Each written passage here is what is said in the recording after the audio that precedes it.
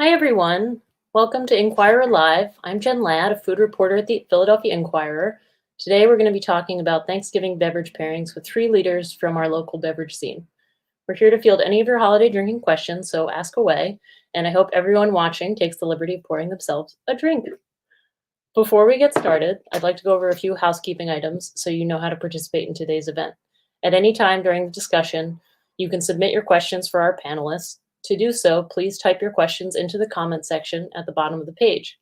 Those of you viewing this on social platforms may reference the link in the description on where to view this in order to participate. We'll answer as many questions as we can during the interview. So with that said, let me introduce you to our guests today.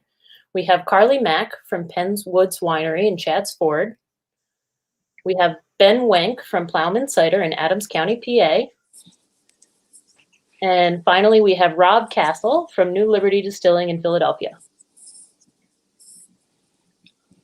Okay, so welcome everyone. Cheers. Cheers. Cheers. Yeah, absolutely. Ben gets a sound I say effect. cheers as love sipping. So we're a week away from Thanksgiving, and some people call that the biggest food holiday in the U.S. I wanted to start our conversation by just asking each of you about your usual Thanksgiving traditions and what your Thanksgiving plans are this year. So Carley, let me start with you. So typically, I'm in Florida for Thanksgiving, visiting my brother and his family, and we host a Puerto Rican American Thanksgiving because my sister-in-law and her family is from Puerto Rico. So we have it's very unique and fun. Unfortunately, this year due to COVID, we'll be Skyping or probably Zooming. They just had a new baby, so I'll be staying at home, hanging out with my babies instead, and we'll probably drink and eat over the computer. Right. Well, let me ask you a quick follow-up. What are there any like surprise dishes in Puerto Rican Thanksgiving? There are. There's like a corn with meat. I mean, a rice dish with meat and peas, and a pasteles, which is kind of like plantain with ground pork and all these other like delicious spices and vegetables inside. Right. Interesting. Okay, so we'll come back to that when we get to the pairing portion of the event. For sure. Rob, why don't we go to you next? So let's see. For me, old traditions would have been, look, I mean, the night before Christmas is one of the biggest bar nights of the year. So if I'm back seeing my dad in my hometown, I would be at Izzy's in Boyertown, Pennsylvania, and seeing if I could squeeze in there. And it's one of those moments I feel where you run into people that you went to high school with that you haven't seen in a decade or two. Yeah. And you're like, hey, how you doing? What have you been doing for 25 years? The other part of that, the next day is always, a family thing for us, seeing wherever side of the family it might be and relishing over that moment of somebody else's dish. Oh my God, I love, grandma's stuffing or whatever that might be. And this year, since none of that's happening, we are actually using the opportunity to say, well, let's come up with our own dish for the next 30 years type of concept. Our parents and grandparents have always had like their signature things, like let's come up with our own version. And the good news is if it's not any good, nobody notices. So we get one more shot at it next year. What are you planning on coming up with? Like a special side or? You know what? Right now, I think it's going to be a combination of what the idea is and what we can actually get in the store. Okay. So we'll probably go in with a list and then change it as we walk through where the empty aisles are. Okay. All right, Ben, how about you? Sure. So growing up, usually had 2 Thanksgiving meals, which luckily we were, after a few years, smart enough to pare the one down. So it's not like, the full on gastronomical assault back to back. We would have my dad's side of the family usually have a large gathering, like kind of noontime, which out here in rural Pennsylvania is still considered dinner, and the last meal would be supper. So we would have a big dinner with 30 odd people sometimes. Wow. On my dad's side, and then we'd have a much more scaled back version with some folks who are local on my mom's side of the family, usually soups and sandwiches, and kind of like a little bit more low key in the evening time. And I know for this year, pretty much we've really pared it back. I think the last I heard, we're actually going to have a hike on Thanksgiving morning. We're going to go to a great local. We have a state park nearby called Pine Grove State Furnace State Park, and we're going to hike Pole Steeple, have a little outdoor picnic. It'll be a little chilly, but we'll, just kind of bring your own fare. And I think that's pretty much the beginning and end of it. I think there will be some pie later because, I mean, it's not Thanksgiving without some pie. We're growing up on an apple farm. You're pretty much locked into being a pie-centric kind of family. So we're big on the pie. So we'll be having some pie later on, I'm sure. But it looks like it's going to be hikes and sandwiches probably for this year's Thanksgiving. Right, right. Fun. So obviously, as you all said, like this year is going to be a lot different than what we're used to. And maybe some of you and maybe some of our audience is like me in that I'm having a hard time getting excited about next week, honestly. But one thing I can always get excited about is drinks.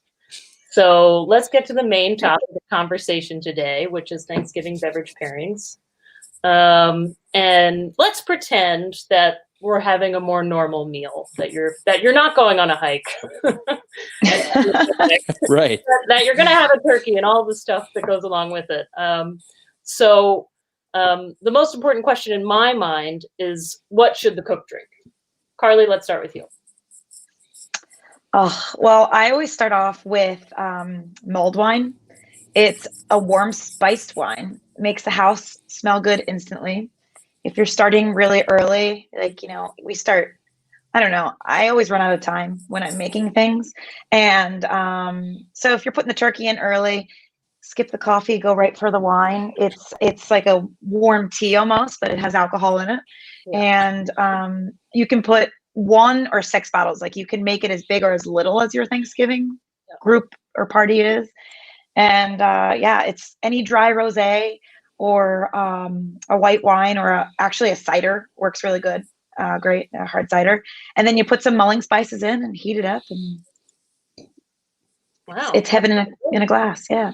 I think most people think of red wine when they think of mulled wine, actually. So the rosé. Yeah, no, we make it with rosé. This is like our fun little label, and it comes with its own little pack because it's just a basic wine inside.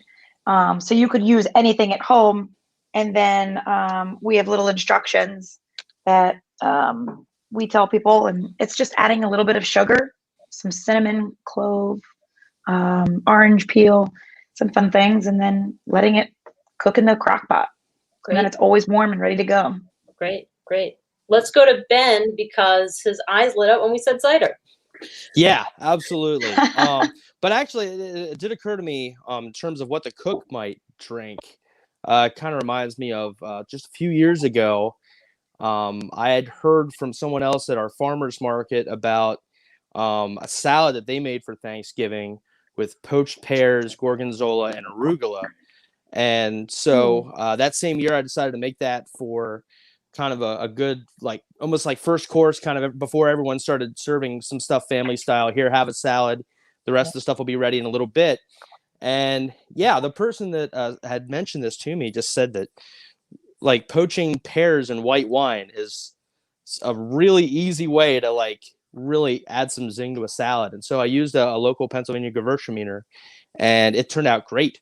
And so that's in terms of like the cook drinking while cooking, that was something I remember very fondly as, all right, a little poached pears and Gewürztraminer, a little Gewürztraminer in my glass. It was really, really nice good way to get the whole meal started.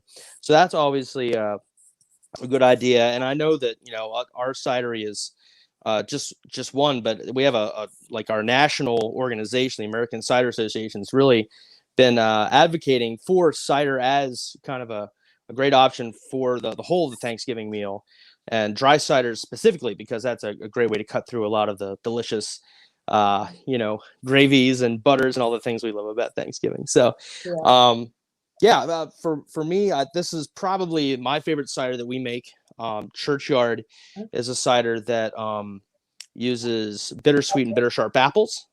Ah, there it is in the background. Very nice. Yeah. So, the bittersweet and bitter sharp apples are the best way to talk about them. Probably something that is more like, the way our wine friends would talk about wine grapes versus table grapes. The same kind of dichotomy exists in apples. Not a whole lot of people know about cider-specific apples, but this particular cider does use those types of apples. Varieties like Ashmead's Kernel, Dabinet, Harry Master's Jersey, things like that a lot of people haven't heard of. Really add a nice apple aroma without having to add any sweetness, fully dry, and has some really interesting kind of stony qualities that can play off of some of those richer flavors that we all enjoy about Thanksgiving, or at least I do. So, yeah. All right, Rob, what about you? How would you feed the cook? When it comes to the person who's the cook, I think of sweating. I think of 6, 8, multiple days of cooking and prep. Okay. So to me, that person definitely doesn't need to make themselves anything at all. So get a glass, get an ice cube, and pick your spirit of choice. I would say if you're a vodka fan, there's a great potato vodka that's made here. I don't make it, somebody else does. Out of Boyd and Blair, out in from the Pittsburgh area. Mm-hmm. That's a great, if you're going to go down the white spirit route. Mm-hmm. Otherwise, I would say, having some fun on the brown side. Of course, I'd recommend somebody whiskey, like we have our Kinsey Rye, I think is a good way to get started, of a little sweet spice. That one. The green label, yes. Great. Well, okay. So in a normal year, let's say people, if you're hosting, people are going to start arriving a little bit earlier. Maybe you have something to start off with, like cheese and crackers. Some people have shrimp. You guys feel free to tell me what you have to start off the meal before you kind of get to the main event. I know my family has a spicy pumpkin soup just before we have the main meal. That my dad is famous for making. Hopefully Dad's watching. Dad, it's a great pumpkin soup I'll miss it this year. So what would you kind of recommend giving to your guests once they show up in a normal year? Rob, let's start with you again. Okay. So to me, I think, when you're entertaining people or having people over, anything that feels in season and festive is fun. And one cocktail that I was texting with about my friend Tim, who has Maggie's Farm, also out in the Pittsburgh area, he does a pumpkin spice coffee liqueur. And him and I were talking about the Revolver cocktail, which is 2 ounces of Kinsey bourbon, ounce of his pumpkin spice liqueur, and 2 ounces or 2 dashes of orange bitters. Something like that. You're getting that spirit rich element that always has that warming effect, but you're getting a touch of coffee, pumpkin spice, those things that just you feel in the mood. It feels festive and calming, all at the same time. So I think that's a fun idea of just adding some seasonality into a cocktail offering for when people come in. Yeah, that's great. Can you get that in the Philadelphia area? Do you know? They have it in the PLCB stores. Yeah. Okay. So you can pick it up at the PLCB.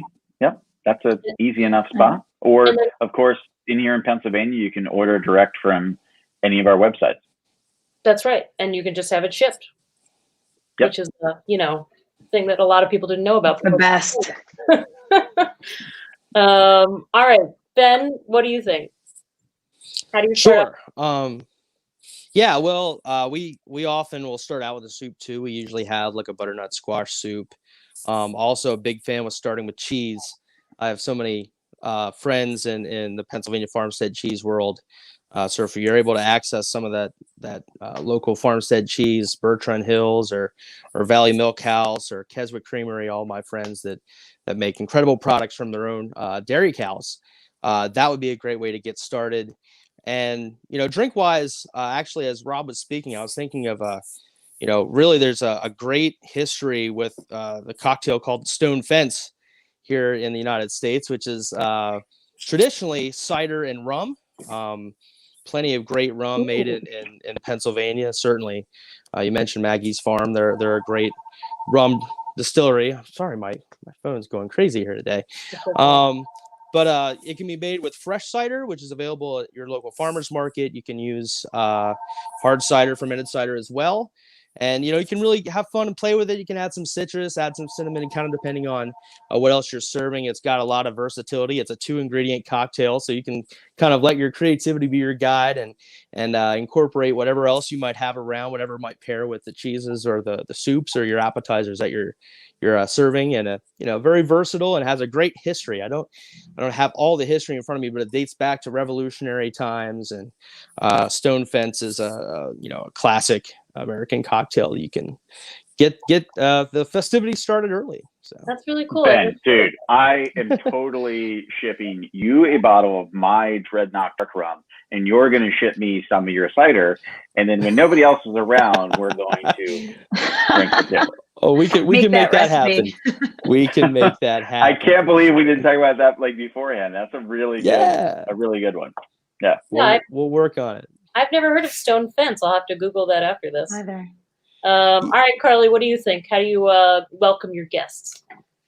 So I usually welcome with rosé. Always, it's kind of a very versatile wine. I drink dry rosé, but we have sweet and dry rosés available. But especially with, like Ben said, cheeses, we always have local cheeses on our plate with charcuterie and just spreads. We sell a lot of different spreads here, so I've had the access to them over the years. We sell a Merlot, a cherry Merlot jam, which is really good because it has like a little bit of like tartness to it. Mm-hmm. Has our Merlot in it, and just paired with a rosé.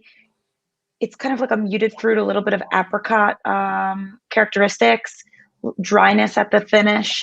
It's just a very nice combination. However, when you said the spicy pumpkin soup, I thought about our Traminette, which is a hybrid grape, a Gewürztraminer and Johann Sev. Mm-hmm. And it starts off with like a lemon, but it finishes with like a honey note. So it kind of cuts into that richness of the pumpkin soup, but with that honey, it kind of brings down the heat if it's a spicy soup, and it has a little bit of effervescence, which is a nice kickoff to the evening. Yeah, that's great. And then, Carley, I have a follow-up from you for you. Someone asked about the mulling spices for the mulled wine, and if you can order the packet online. Yes, they can. You can order either the bottles. I think we only have a few left of the bottles, but to make it at home, you can order these kits, and they're only $3. Oh, great. Yeah, and they're our own little recipe. Yeah, great. Okay, well, so then we get after like everyone's arrived and you finally get everyone to the table, which in my house is traditionally the hassle. You have to round them up like cattle. How do you guys tackle the main meal? Because Thanksgiving isn't something that's really coursed out. It's just you can tell me if it's otherwise in your house, but it's generally just like a bunch of sides and a bunch of everything at once. So wait a second, hold on, Jen. It's coursed out, but it's more measured by number of plates that you're on. Yeah. Good point. So do you just like, if you're kind of coming at it from a pairing perspective, do you say like, well, I'm going to be eating for a while, I'll just have a couple things, a couple drinks over the course of eating, or is there something that you kind of recommend, like carrying you through the whole main course, as it were? Let's start with Ben. Sure. Well, yeah. So, again, growing up on a fruit farm, an apple farm, we're gonna have cider. We're gonna have fresh cider for the children among us, and then as far as adult beverages are concerned, I usually try to have everyone's glass full when we get started. We serve family style. We all have to fight over if we're passing clockwise or counterclockwise, and this is obviously a situation that's lubricated with the addition of alcohol. So, we're going to serve a dry style cider, and it's the kind of thing that, at least the way we think about cider in our meal eating, that it's one that's going to go with all the sides. It's going to go with the turkey, and we're going to try to keep the glasses full, to keep the conversations moving a little bit. Yeah. Especially if we're able to stay off of any kind of political discussion. That and the cider will make for a great mealtime. So that's. Oh yeah, good luck with that one, Ben. Yeah, I know. It's a lot easier said than done, but it's the goal going in. So it's all the execution part can be lacking from time to time. But yeah, we try to have our cider kind of chilled in advance, and we try to serve it. If you kind of bring it out of the fridge when you're getting stuff on the table, and it takes a while to herd people to the table, as you suggested, same in our place, then it should be that really nice serving temperature, about cellar temperature, 50, 60 degrees by the time you're getting into your main courses and entrees and stuff. And that's right where we like to be. So at least, as far as our Thanksgivings are concerned, that's kind of how we stack up. Right. Well, let me just ask you real quickly, before your family farm started making cider, which was only was it 6 years ago? We're coming up on our 4th anniversary, actually right after Thanksgiving on the 2nd of December. Okay. Did you guys have a farm made cider? Well, yeah, I had been making cider as a hobby for quite a few years before that. That stuff did not accompany our meals the way the stuff does now. We've improved our production greatly since then. But certainly it was that was a lot. It was a still cider that we would have served before then. A lot of my trial ciders were still ciders. They would have been ones that would have had a lot of barrel influence. We've made them in whiskey barrels, and they were a little bit higher ABV. So they were not quite the delicate pairing. They were probably more likely a dessert beverage at that point. But we didn't really have a whole lot of drinking at the Thanksgiving table before we kind of got into the business. But this is definitely part of our tradition around our family now at this point. Right. Well, I guess maybe that's what happens when you own a it's a win in Rome situation. Yes, I would agree. All right. Well, Carley, let's move to you. How do you tackle the main event? Oh, I mean, I'm a lover of Pinot Noir, and it being such a nice light red wine, I typically will do the mulled wine, maybe a glass of rosé, and then I'll just move right into my Pinot. Just because it goes well with so many different dishes. Like I said, we have Puerto Rican Thanksgiving too, so there's a lot of spices and flavors in some of the dishes we eat. Yeah. So I never want anything big and heavy when it comes to the wine. So our Pinot Noir, it's French style, so it has very mild tannins. It's flavorful but delicate. So it's never overpowering your dishes. It's always like enhancing them. Right. It's awesome with cranberry sauce, mashed potatoes. And then if you're doing Puerto Rican style, it's great with the arroz and the pasteles and the plantains. And so right. That's what I've had since a child wine at the table. Well, my dad's been making wine for ages and importing it. And even like my grandparents, we had red wine when I was like 6 or 7, and it was mixed with Coca-Cola. So it's the same thing. It was a homemade red wine, so it was very intense, and I didn't like it as much, but I'll still dabble. I thought that red wine and Coke thing was a Spanish thing. Is it No, they do it in Italy as well. Okay. And then you're drinking a white, they'll put like a Sprite or in it. Yeah. No, yeah. Don't worry, we do it in Italy too. You have 2 kids, right? How old are they? I do. They are 3 and 4. 3 and 4. Okay, so maybe not on the Thanksgiving They're not on, not red quite wine yet. Coke train yet. They definitely have tasted wine. Just because I want them to know, but not more than a sip ever. Yeah. So Yeah. it's young. Great. Okay, Rob, what do you think?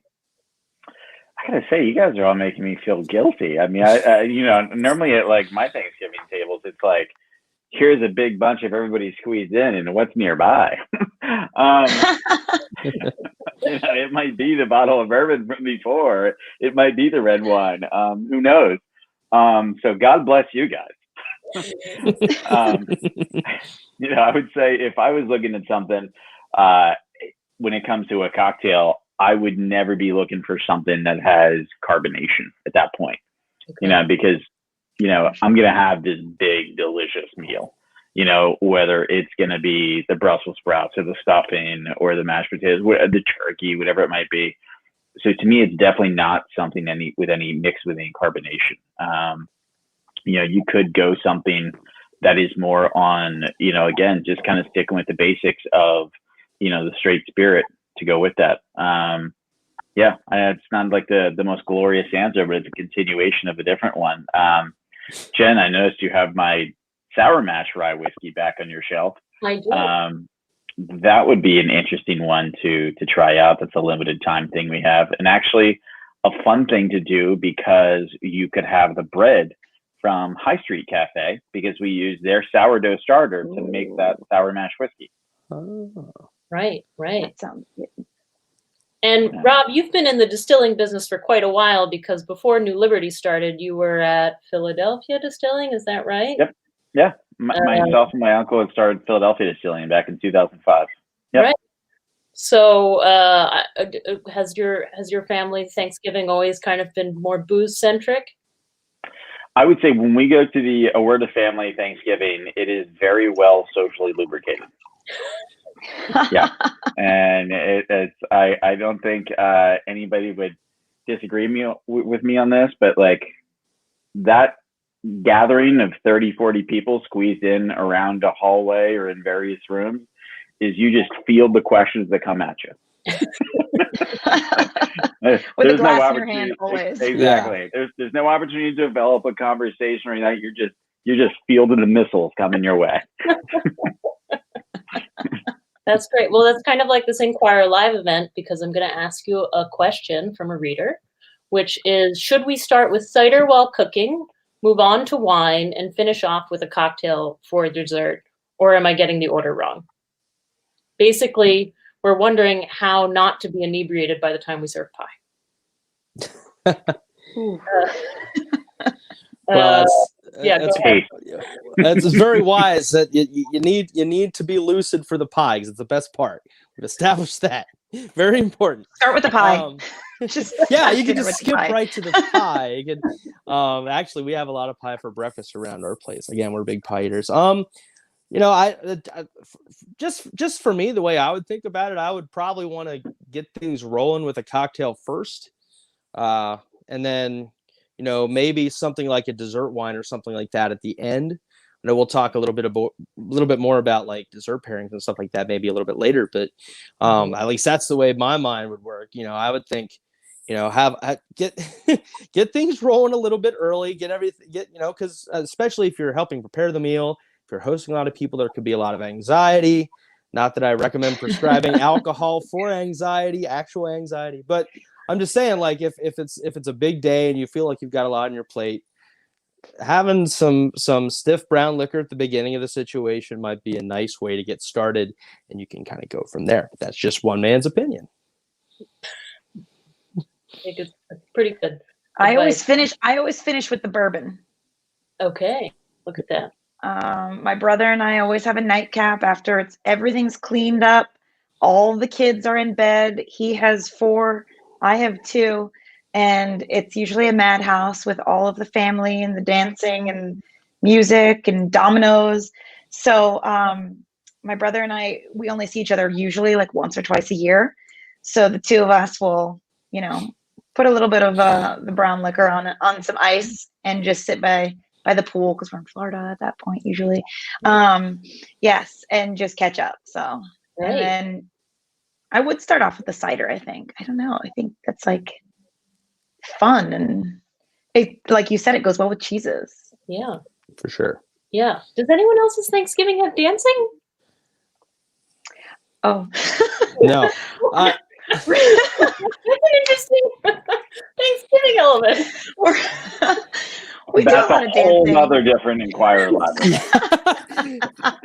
I'd say I mean, I was just gonna say I love Thanksgiving. It's my favorite holiday. But the longer this Inquirer Live event goes on, and the more Carley talks about Florida, Puerto Rican Thanksgiving, I think I've been doing it wrong for my whole life. I know, Because right? it sounds like so much fun. Like Yeah. I'm trying to It's so figure out much who I can invite myself to go down to Florida in late November next year. It sounds amazing. we're always inviting everyone. Yeah, So you can bring some cider and you're invited. Hey, that works for me. That's great. Okay. Someone asks, what do you think about deep fried turkey and what pairs with that? Any takers? I have not had the deep fried bird at a Thanksgiving before. What I've been told is that you do get a nice kind of crust on the skin. I believe it would cook it a little bit more evenly, which is nice because you're not going to have any tougher, drier parts. But in terms of how the flavor would be appreciably different from a roasted bird, I just don't have that experience to know what that would change in terms of how you would pair the turkey. I don't know if anyone else has experience with the deep fried turkey, but I've heard it's the move. That and brining to make sure you get even cooking temperature the whole way through. But I've done the brining step, but I haven't done the deep fry. I don't know if anyone else has experience or not. Yeah, I personally have. You, Carley? I have. You have done the deep fried turkey, not for Thanksgiving.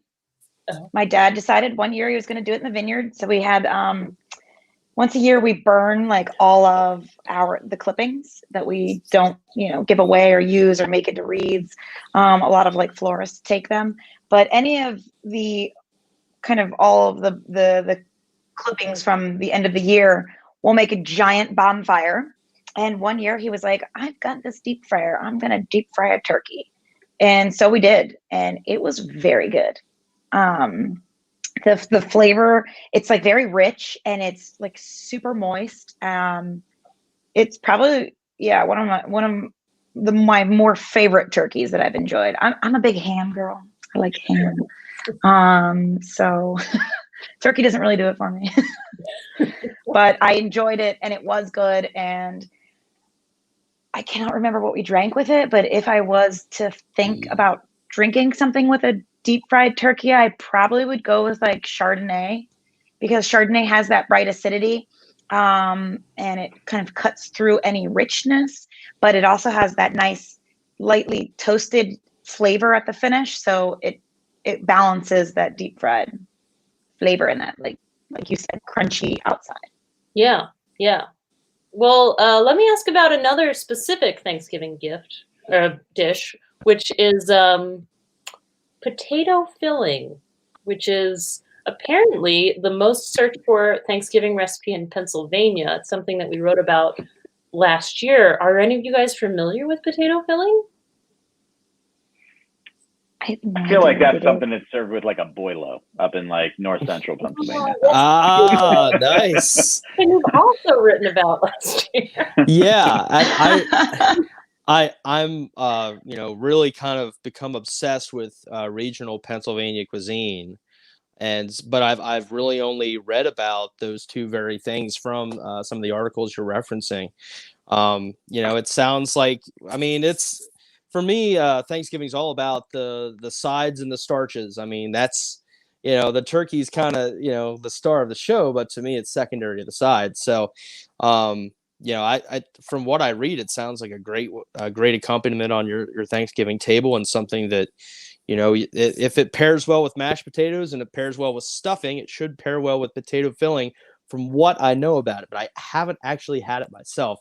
But it's something that all these kind of, Pennsylvania, especially Pennsylvania Dutch regional foods, stuff like you might read in one of Dr. William Moyes Weaver's Pennsylvania Dutch cookbooks.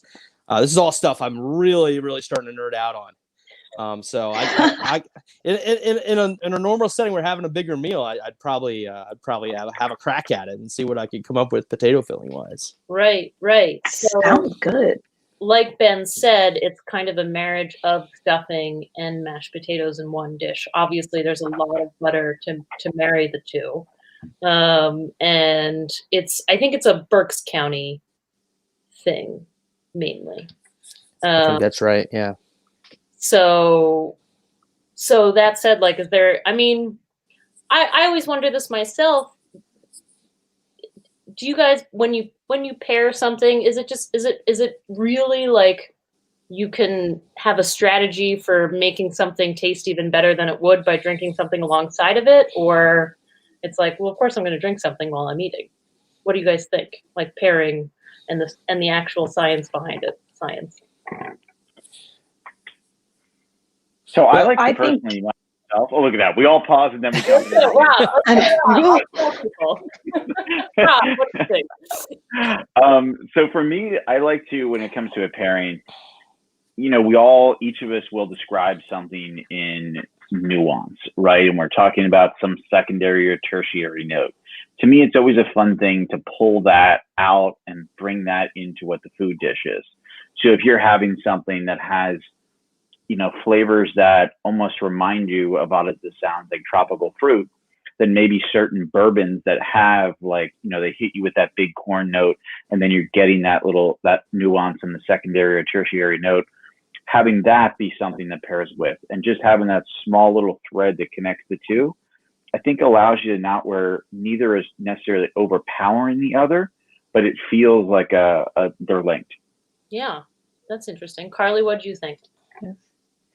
I just think, when you're sitting down to a meal, I think you drink kind of what you're in the mood for, how your day has been, and what your feelings are. But in the actual science of pairing, I know for wine, there's certain things like if you're eating a salty cheese, you don't want to have a tannic wine because the palate actually senses different flavors. Mm-hmm. And if you're drinking a sweet wine and having something spicy, the wine tastes different than when you taste it. So we actually do a lot of food and wine pairings.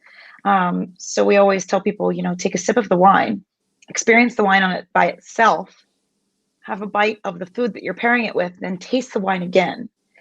And our goal is always to obviously enhance the wine or just change what you're experiencing. So we'll do Moscato paired with a chili honey on a mild cheese. And the Moscato dries out. You don't taste the sweetness as much anymore when you have that heat mixed in. And I don't know the pure science behind that, but it is very planned when you're trying to actually do a proper pairing. Right, when you're curating what you're tasting, actually. Yeah. Exactly. Yeah. Ben, what do you think? Sure. So, to me, when I general theory, I would think about is, if you're going to be serving the main course family style, then I would be looking for something that would kind of, generally pair with the whole breadth of what's being served. If you're doing kind of an appetizer round with maybe some cheeses, salads, lighter fare, soups, then a main course, then a dessert course, then you might be able to come up with 3 different pairings. But for me, it's I wouldn't try to sweat all the details, especially again, if you're involved in the preparation of the meal as well, that's a lot. Yeah. So if you can find something that's Stressful enough. versatile, it's something that's versatile enough to go with everything, that's going to be your best bet. And then kind of like, if that were me in that situation, I'm one of those folks who's always like chasing the perfect bite, right? Where you try to get a little bit of turkey, get a little bit of gravy, you get maybe some mashed potatoes and some corn all in the same. And then like, if you have something that's versatile, as you're drinking and experiencing the rest of your meal, you might clean out, oh, well, that really went well with the wine or with the cider, with the cocktail I have in my glass. Then when you're making your second plate, then you're kind of like, oh, well, I'll get a little bit more of that because it really went well with what I'm drinking here. Right. And then moving on to dessert from there. The fun thing, again, going back to it, it'd be really fun to pair with the more Puerto Rican style Thanksgiving, because there's more, the Thanksgiving that I grew up with that I love is a lot of, brown, starchy food, fatty, buttery notes. But like, if you had other spices and things, then you could get a little bit more kind of adventuresome with your pairing. You can kind of, plan what you're having based on what's on your plate. But I would try to shoot for something that's broadly adaptable. I think the Pinot Noir was a good call. Something that light, dry finishing, something like that, I think would cover a lot of the things served on a Thanksgiving plate. Right. Hey, Ben, I got a question for you. Sure. So, I've tried to do this before as where I've used like a variety of corn that I've used in a bourbon as part of like Thanksgiving. I've made a cornbread. So I did this with Bloody Butcher from Cassell Valley up in Doylestown. Mm-hmm. And I did that. And then I did like a whole bourbon sipping thing one Thanksgiving. And I got to feel like it went over like lukewarm. Everybody liked the idea of it, but I couldn't totally get over the idea that the cornbread was red purple. Have you ever done that where you're pulling one of the ingredients out and then trying to do like that direct thing? It's just like that novelty of the ingredient and what it becomes.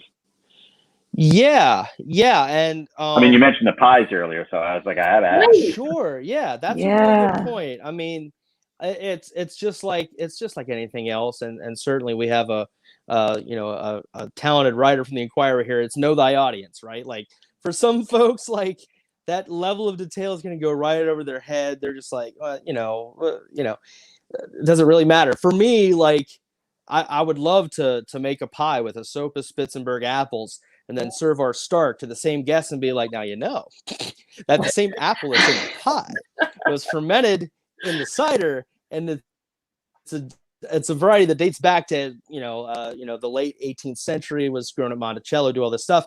And, like a few of my relatives will be like, oh, wow, that's really cool. I didn't know anything about it. And everyone else is like, like, it's definitely, it's a know thy audience thing. I think you're exactly right. Like, if you've got like inquisitive guests, if you got very, food centric people that want to get into the details and learn, especially the agricultural origins of all the things that you're serving, that's right up my alley. I mean, I could go off on that kind of thing, wax poetic and just go crazy with it. But for some people, they're just not going to be into it. So, it's one of those, your relatives, your guests better than other folks will. You can kind of read the audience and figure out what makes sense. Yeah, that's fun. It sounds like you could sell a whole lot of tickets to a pairing dinner somewhere with that methodology. Heck yeah. No, it's true. I love that kind of thing. Yeah. Yeah. But likewise, my family would be like, I don't care. Just give me the food. Yeah. Okay. So what would you guys recommend drinking after dinner, either for dessert or just like when you're sitting on your couch in a post-Thanksgiving haze? Let's start with Carley. So I have a recommendation and then I have what I actually drink. Okay. Yep. I will usually have like a bourbon kind of to chill, relax, end of the night. My brother will have a cigar, but there are a ton of different options. And sometimes when you're in charge of bringing dessert, you could, change it up and make it unique. We have a dessert wine. It's called Lacrima Dolce, and it means sweet tear in Italian. Mm. And my dad kind of made it based off of a ratafia which is an after dinner drink in Italy, and it's fermented cherries. This has a cherry. It's a late harvest Merlot, and it tastes like just candied cherries and a little bit of like almost like a banana essence. There's no banana in it. It's a thick kind of it's like a fortified drink, like a port style wine. And pour a little glass of that. It's great for kind of just settling your stomach, relaxing. It goes incredibly with like cheesecake over fruit. So if you're not into the sweets, having a little bit of that sweet wine with some fresh fruit is sometimes all you need, rather than a big heavy. I'm like Ben said, I do the pie like the next day. By the time I'm finished dinner, I just eat so much mashed potatoes and pasteles and all of these other dishes that I'm like, oh, I can't bear eating pie or like midnight snack. For our audience who doesn't know, can you kind of tell us a little bit about fortified wines and like what they are and how they differ from a regular wine? So they this isn't fortified, but this so this, I'll explain this guy a little bit more. It's very high in alcohol, and it's a late harvest, which means it sits on the vines and it almost turns into a raisin. And you have to use a lot more of it and get very, very little of it. So that's why it comes in this little bottle. I don't know too much about the fermentation process of it, honestly. But it is just a sweet kind of thicker, no sugar added type of wine with a higher alcohol content. Which usually, if we have something like a Moscato, our Moscato is only about 6.5% alcohol. You stop the fermentation early, keeps the sugars high, the alcohol low. This is totally different.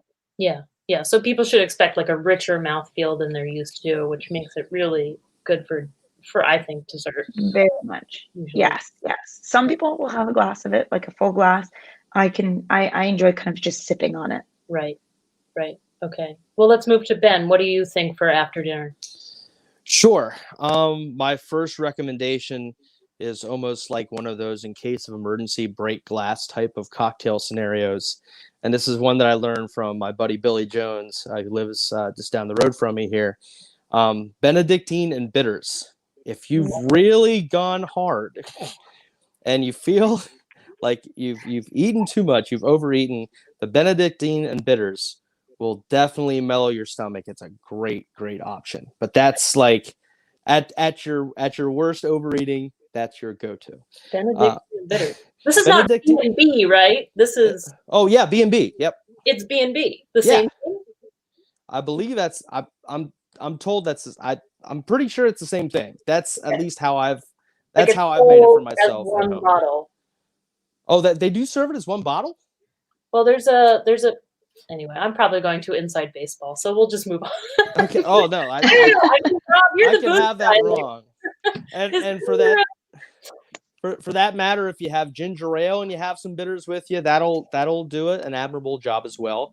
Some other kind of lesser known apple-based digestifs that I really like. One would be an ice cider, which is a great dessert beverage. Made very similarly to ice wine, where you're going to be using frozen fermented juice, and then it's going to be cryogenically concentrated that way. Ends up with a nice kind of rich, raisiny, syrupy apple kind of quality to it. Stone and Key Cellars in Montgomeryville makes a really great version of this. I recommend that if you haven't had an ice cider before. In France, they would go a little slightly different route and serve a pommeau after a large meal, which is a blend of apple brandy and cider, which is a really nice way to finish a meal.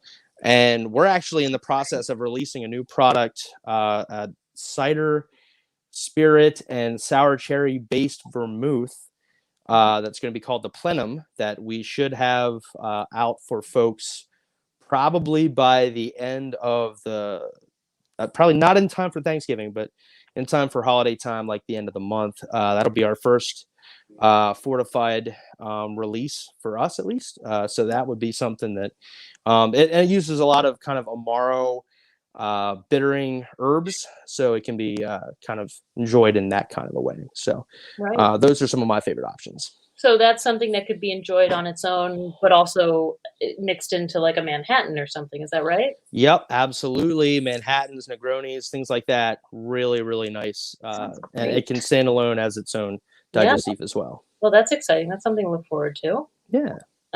Rob, what do you think? How do you finish off the meal? So for me, I think you're going to end with this dichotomy potential. You're going to go something sweet, or you're going to end up with that more digestif. So to me, on the digestif, Philadelphia Distilling does a Vigo Amaro.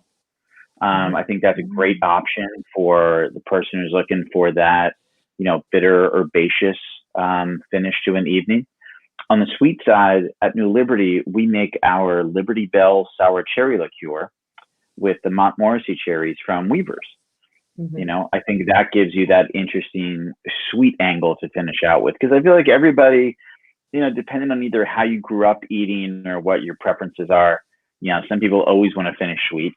And other times you're looking for something different. That's why I think it's kind of, you got a fork in the road of which direction you go. Right. And for us, one of the new things that we're going to have coming out this winter is a hazelnut liqueur that we've been working on. Yeah. So that'll be fun. Nice. That'll be like boozy Nutella. That's immediately what came to my mind. I was like, oh my God, Nutella. Right. What's it going to be called? Liberty Bell hazelnut liqueur. Liberty pretty Bell. straightforward. I didn't know if it was like a nocino. Yeah, so nocino, I make one under our Liberty Bell label at New Liberty, but then also Marat and his team up at Boardroom Spirits also make a lovely nocino. So that's certainly another way you could finish out. Yeah. Right. And nocino, for anyone watching who doesn't know, is it black walnut or it's walnut? Does it matter? So it's the walnuts, but the interesting thing is basically any of us that have driven around Southeast Pennsylvania and you see those big giant green things that are just plopped down on the road, when you're making nocino, you actually want to harvest the walnut off of the tree and then quarter it and put it in spirit before the nut forms. Oh. So you're taking this. So when it's still green? Yep, when it's still green. Yep. My kids call them brains. Now I'm going to try to make a liqueur of them. Let me ask a couple questions. Someone asks, are there any vegan wines you recommend? I just learned that some wines use animal products to filter their wine. They are starting to see more vegan wines on the market. Carley? Yes. So all of our wines are vegan. It's more of like a traditional way of filtering wines. They'll either use like egg or some sort of like just isinglass animal. Yeah. Yes. But yes. But we use this clay, and the clay actually helps us filter the wine and gather all the yeast and bring it to the bottom. So it is 100% vegan, although it doesn't say it on it. Right. So maybe it's something that it's not something that we particularly market, but perhaps we should. But yes, so that is why your wine wouldn't be vegan, and it doesn't necessarily have like the meats or anything in it, but different products are used to filter the wine. Right. I think that's true of beer. I'm not sure about cider and liquor. I don't know if vegan considerations are something that Rob and Ben, do you guys take those into consideration? Sure. So we would have the same kinds of things. So commonly, if wine or a cider would not be vegan, it would be a fining agent that's going to be used for clarity. So it'd be the same thing. Certainly all of our ciders are using vegan finding agents if we find them at all. Right. So that is a consideration. We want to make sure that we're always using vegan friendly products in our cider making. And I think you'd find that true of most ciders in the market. But the best way to ensure that you're getting one is to contact the manufacturer and just to make sure, because that's just the best way to address that. So right. And look, That I seems think like more one of the great modern things. day. Yeah, I think one of the great things about somebody asking that question is you have all of these products with all of us on the line right now that are made locally. It's the benefit of buying local in that essence is you can have such direct contact with the people making it. Saying, hey, so you have this, not, somebody who's just answering through a blind Facebook posting or an info ad, the actual person who did the work is accessible and can be like, oh yeah, it's right over here. Let me text you what the label looks like. For us at New Liberty, we don't use, the only thing I would say that we have that's considered non-vegan is our coffee liqueur. I use a tad of lactose milk sugar in. That would be the only thing I would say that would be make it not vegan. But everything else, we don't add animal products to whiskey. I mean, the most, all of our things and going through the TTB approval processes for those styles are very defined of specific ingredients and specific proportions, and so there's plenty of room between the lines, but got to stay between. And some of it has to do with the process, with like distilling. You guys don't have to do anything to make it clear, right? Whereas in the line of work that Carley and Ben are in, they have to do something that clarifies everything so that it's not with Cloudy. the exception of Ben, where they do have some unfiltered products, right? Right. Yeah. We kind of we pick and choose kind of based on what our vision is and what style we're hoping to achieve is, and we can filter, non-filter, fine, rack, all those options are on the table depending on what we're kind of envisioning. Right. Okay. So guys, let me ask you my last question, which is about the other big holidays we have on the horizon. And I know you each make products that make for really excellent gifts. So what would you recommend from your catalog or from, friends that you have in the industry? What would you recommend people give to these cider, wine, or booze lovers in their lives? Let's start with Ben. Sure. So if you have someone important in your life who likes cider, one recommendation I would have, and that would be whether it's for our product or any other local cider that you could get your hands on, find one where the varieties are specified on the label. That's always a good indication that that's a cider that was made with a lot of kind of care and forethought. It's one that's going to be working directly with an orchard, if not made actually on an orchard in the case of our cider and a few other folks. Big Hill Cider Works is one that comes to mind. Rican's as well in Boyertown, Pennsylvania, someplace that Rob knows very well. And so if you can find a cider that has the varieties listed on the label and you haven't had a cider that's like that before, I think you'll really enjoy it. I think, that attention to detail is something that's going to come through in the finished product. Certainly specific to Ploughman Cider. I know we just had a big day here yesterday.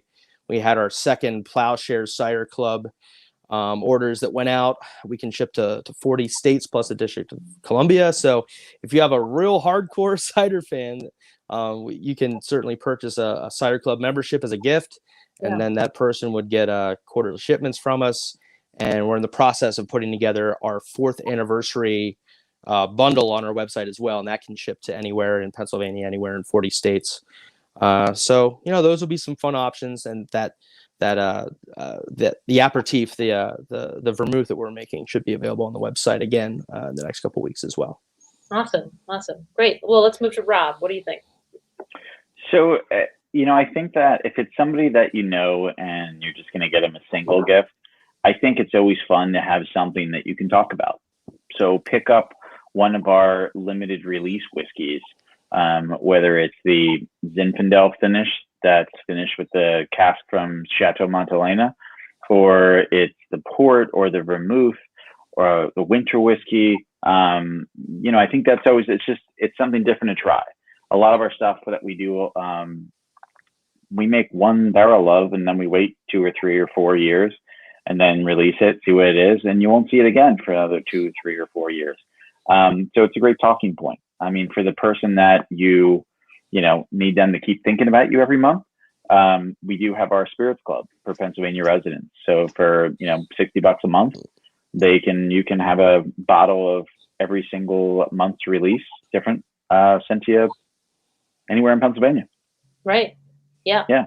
I know I'm thinking about that for someone special in my life. All right, Carley, what do you think? What would you recommend? I would recommend anything from Pennsylvania wineries or here recently is just incredible.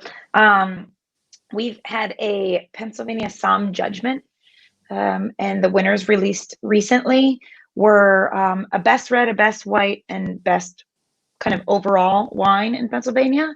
I guess starting with us, our Merlot Reserve 2016 won best red. So I always am a huge fan of Merlot, but Merlot kind of has a hot and cold popularity, I would say, here since the movie Sideways, and it's starting to make a comeback, which is like, it's been, I think, almost 10 years since this movie came out, but it's an incredible wine. It's big tannins. It has a lot of berry fruit, but it's because it was grown in a climate that's cooler. The fruit isn't as intense, so it's not super jammy.